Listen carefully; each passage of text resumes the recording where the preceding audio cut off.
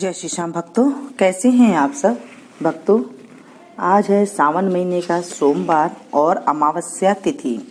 आज अमावस्या है हरियाली अमावस्या और सोमवती अमावस्या। बहुत बड़ी अमावस्या ये मानी जाती है। हरियाली अमावस्या को कई घरों में रसोई की पूजा की जाती है, गुलगुले बनाए जाते हैं। और सोमवती अमावस को पीपल की पूजा होती है। पीपल में जल चढ़ाया जाता है और 108 चीज चढ़ाई जाती है सोमवती अमावस के नाम की। 13 चीजें मिणसते हैं, हाथ फेरते हैं, उसको ब्राह्मणी को दिया जाता है। 108 फेरी पीपल के लगाई जाती है और साथ में कथा सुनी जाती है। तो चलिए आज हम शुरू करते हैं सोमवती अमावस्या की कहानी। और हरियाली अमावस्या की पूजा आप जो करें तो वो जरूर करें। जय बोले शंकर भगवान की जय। सोमवती अमावस्या की कथा। एक साहूकार के 7 बेटे, 7 बहू और 1 बेटी थी। साहूकार के घर एक जोगी भिक्षा लेने आता था, तो साहूकार की बहू भिक्षा दे देती थी।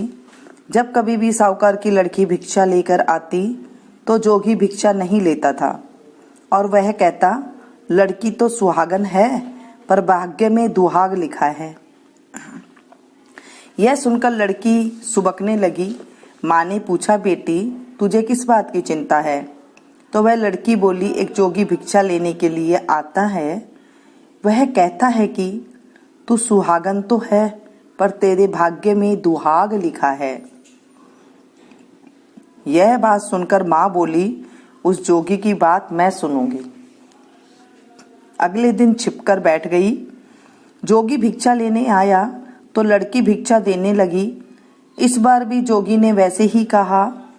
इतनी बात सुनकर माँ निकलकर आ गई और बोली, एक तो हम तुम्हें भिक्षा देते हैं और ऊपर से तुम हमें गाली देते हो। जोगी बोला, मैं गाली नहीं देता, सच्ची बात कहता हूँ, इसके भाग्य में ऐसा ही लिखा है। तब माँ बोली, अगर तुम्हें इतना ही मालूम है तो इससे बचने का उपाय भी तो मालूम होगा। जोगी बोला, 7 समंदर पार एक सोना धोबन रहती है जिसने सोमवती अमावस्या कर रखी है। अगर वह इसे आकर फल दे दे तो इसका दुहाग टल जाएगा, नहीं तो विवाह के समय सर्प काटने से इसकी मृत्यु हो जाएगी। यह बात सुनकर लड़की की माँ बहुत रोने लगी। अब माँ सोना धोबन के पास गई। रास्ते में बहुत तेज धूप पड़ रही थी, तो वह एक पीपल के नीचे पेड़ के नीचे बैठ गई। पेड़ पर गरुड़ पंखनी का बच्चा रहता था, जिसे सांप डसने से आया तो साहूकारनी ने सांप को मार डाला और बच्चे को बचा लिया। जब गरुड़ पंखनी आई तो सब जगह खून देखकर साहूकारनी को चोंच मारने लगी। साहूकारनी बोली, मैंने तो तेरा बच्चा बचाया है। अब गरुड़ पंखनी बोली, तूने मेरे बच्चे को बचाया है सो कुछ मांग ले। साहूकारनी बोली, पहले वचन भरो। गरुड़ पंखनी बोली, मैं तुम्हें वचन देती हूँ। साहूकारनी बोली, मुझे 7 समंदर पार सोना धोबन के घर छोड़ दो। अब गरुड़ पंखनी ने उसे सोना धोबन के घर छोड़ दिया। वहां जाकर साहूकारनी ने सोचा कि अब इसको कैसे मनाऊं। सोना धोबन के घर 7 बहुएं थी, जो कि घर का काम करने के लिए आपस में हर समय लड़ती झगड़ती थी। रात को जब सब सो जाते तो साहूकारनी की बहू सोना धोबन के घर जाती और उनका सारा काम कर देती तथा दिन निकलने से पहले ही चली जाती। अब सारी बहुएं आपस में सोचती थी कि सारे घर का काम कौन करता है। अब वे आपस में भी एक दूसरे से कुछ नहीं पूछती थी। एक दिन सोना धोबन ने बहुओं से पूछा, आजकल तुम आपस में लड़ती झगड़ती भी नहीं हो, सारे घर का काम कौन करता है? तब बहुएं बोली, काम तो हमको ही करना है पड़ता है, लड़ाई करने से क्या फायदा। सोना धोबन ने सोचा, आज मैं देखूंगी कौन सी बहू सारा काम करती है। रात को उसने देखा कि एक औरत आई और घर का सारा काम करके जाने लगी। तो सोना धोबन ने पूछा, तुम कौन हो, तुम्हें क्या चाहिए? साहूकारनी बोली, पहले वचन भरो। तब सोना धोबन उसे वचन देती है। अब साहूकारनी बोली, मेरी बेटी के भाग्य में दुहाग लिखा है, सो तुम चलकर सुहाग दे दो, क्योंकि तुमने सोमती अमावस्या कर रखी है। सोना धोबन अपने बहू बेटे से बोली, मैं तो इसके साथ जा रही हूँ, मेरे बाद तुम्हारे पिताजी मर जाए तो उन्हें तेल के कूपे में डालकर रख देना। अब वह साहूकारनी के घर आ गई। साहूकारनी ने अपनी बेटी का विवाह किया। जब फेरे होने लगे तो सोना धोबन कच्चा करवा, दूध और तार लेकर बैठ गई। थोड़ी देर में सांप आया और उस लड़के को डसने लगा, तो सोना धोबन ने करवा आगे कर तार से सांप को बांध लिया। डर के मारे सांप मर गया। अब सोना धोबन ने उसे सुहाग दिया और बोली, जितनी अमावस्या मैंने करी है उन सब का फल साहूकार की बेटी को मिले, और जो मैं आगे करूंगी उनका फल मेरे पति और बेटे को मिले। हर कोई सोमती की जय जय बोलने लगा। सोना धोबन जाने लगी तो साहूकारनी बोली, कुछ मांग लो। तुमने मेरे जवाई को जीवन दान दिया है। वह बोली, मुझे कुछ भी नहीं चाहिए। यह कहकर वह चली गई। अब रास्ते में फिर सोमती अमावस्या आ गई। उसने पीपल के पेड़ के नीचे बैठकर कहानी सुनी, व्रत किया और पीपल की 108 फेरी लगाई। पीपल की पूजा करने के बाद वह घर पर गई और वहां जाकर उसने देखा कि उसका पति मरा पड़ा है। तो उसने सोमती अमावस्या रास्ते में की थी, उसका फल अपने पति को दे दिया। इसके उसका पति जिंदा हो गया। सब पूछने लगे, तुमने क्या किया जो यह जिंदा हो गया? तब वह बोली, मैंने तो कुछ भी नहीं किया। रास्ते में सोमती अमावस्या आई थी, सो उसकी पूजा करी थी, व्रत किया और 108 फेरी पीपल की लगाई। सारी नगरी में ढिंडोरा पिटवा दिया। हर कोई सोमती अमावस्या की पूजा करो, व्रत रखो, 108 फेरी पीपल की लगाओ। हे सोमती अमावस्या, जैसे साहूकार की बेटी का सुहाग दिया वैसे सब किसी को देना। कहते को, सुनते को, हुंकारा भरते को, सारे परिवार को देना। हे सोमती अमावस, हमारी रक्षा करना। इस तरह से सोमती अमावस्या की जो हमने आज कथा करी है। उसके बाद है आज सोमवार, तो सोमवार की व्रत भी जरूर कथा सुननी चाहिए, क्योंकि आज शंकर भगवान की सावन महीने का पावन। ये बोले शंकर भगवान की जय। एक बहुत धनवान साहूकार था, जिसके घर धन आदि किसी प्रकार की कमी नहीं थी, परंतु उसको एक दुख था कि उसके कोई पुत्र नहीं था। वह इसी चिंता में रात दिन रहता था। वह पुत्र की कामना के लिए प्रति सोमवार को शिव जी का व्रत और पूजन किया करता था। तब सायंकाल को शिव मंदिर में जाकर शिव जी के श्री विग्रह के सामने दीपक जलाया करता था। उसके इस भक्ति भाव को देखकर एक समय श्री पार्वती जी ने शिव जी महाराज से कहा, महाराज, ये साहूकार आपका अनन्य भक्त है और सदैव आपका व्रत और पूजन बड़ी श्रद्धा से करता है। इसकी मनोकामना पूर्ण करनी चाहिए। शिव जी ने कहा, हे पार्वती, यह संसार कर्म क्षेत्र है। जैसे किसान खेत में बीज बोता है वैसे ही फल काटता है, उसी तरह इस संसार में जो जैसा कर्म करते हैं वैसा फल भोगते हैं। पार्वती जी ने अत्यंत आग्रह से कहा, महाराज, जब यह आपका अनन्य भक्त है और इसको अगर किसी प्रकार का दुख है तो उसको अवश्य दूर करना चाहिए, क्योंकि आप सदैव अपने भक्तों पर दयालु होते हैं और उनके दुखों को दूर करते हैं। यदि आप ऐसा नहीं करेंगे तो मनुष्य आपकी सेवा तथा व्रत क्यों करेंगे? पार्वती जी का आग्रह देख शिव जी महाराज कहने लगे, हे पार्वती, इसके कोई पुत्र नहीं है, इसी चिंता में यह अधिक दुखी रहता है। इसके भाग्य में पुत्र न होने पर भी इसको पुत्र की प्राप्ति का वर देता हूँ, परंतु यह पुत्र केवल 12 वर्ष तक ही जीवित रहेगा। इसके पश्चात वह मृत्यु को प्राप्त हो जाएगा। इससे अधिक मैं और कुछ भी इसके लिए नहीं कर सकता। ये सब बातें साहूकार सुन रहा था। इससे उसको कुछ प्रसन्नता नहीं हुई और न ही कुछ दुख हुआ।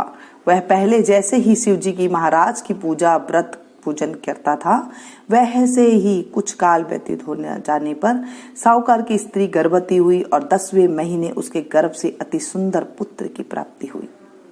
साहूकार के घर में बहुत खुशी मनाई गई, परंतु साहूकार ने उसकी केवल 12 वर्ष की आयु जान कोई अधिक प्रसन्नता प्रकट नहीं की और न ही किसी को इसका भेद बताया। जब वह बालक 11 वर्ष का हो गया तो उस बालक की माता ने उसके पिता से विवाह आदि के लिए कहा, तो वह साहूकार कहने लगा, अभी मैं इसका विवाह नहीं करूंगा, अपने पुत्र को काशी जी पढ़ने के लिए भेजूंगा।